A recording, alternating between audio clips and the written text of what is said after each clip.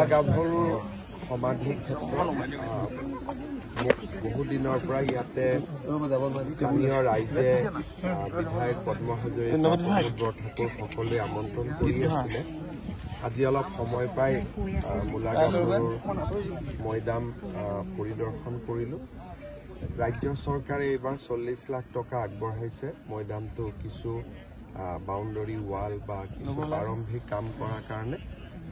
স্থানীয় ৰাইজৰ লগত আলাপ আলোচনা কৰি মৈদাম ক্ষেত্ৰখনত সুন্দৰভাৱে নিৰ্মাণ কৰাৰ বাবে আমি প্ৰচেষ্টা ল'ম। মূলা গাভৰু অসমৰ নাৰী সমাজৰ শৌৰ্য বীৰ্যৰ প্ৰতি আমি উপযুক্তভাৱে মূলা গাভৰুৰ এই মৈদাম ভাগ সংৰক্ষণ কৰাৰ কাৰণে ব্যৱস্থা ল'ম। অসমৰ প্ৰথম বিহু মুকলি বিহু মাধুৰী হাটত আপুনি যাব? এতিয়া তালৈকেও যাম আৰু তাতে আপোনালোকক লগ পাম।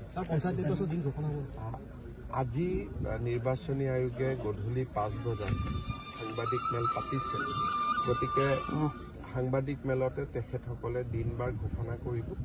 কিন্তু মই আগতেই কৈ আছো যে 2 তাৰিখৰ পৰা 5 তাৰিখৰ ভিতৰত নিৰ্বাচনী আয়োগে দিন ঘোষণা কৰিব।